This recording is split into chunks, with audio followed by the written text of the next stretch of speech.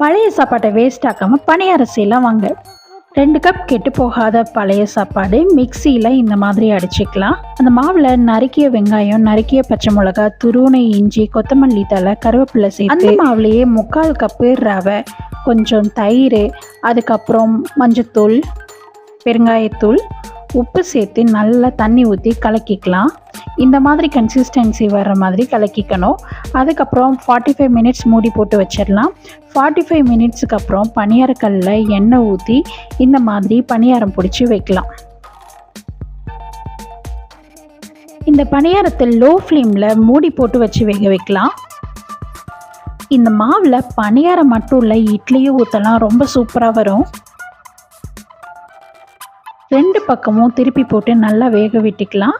இந்த பணியாரத்தை ஒரு கார சட்னியோடு சாப்பிட்டா செம சுவையாக இருக்கும். அது போக இட்லியும்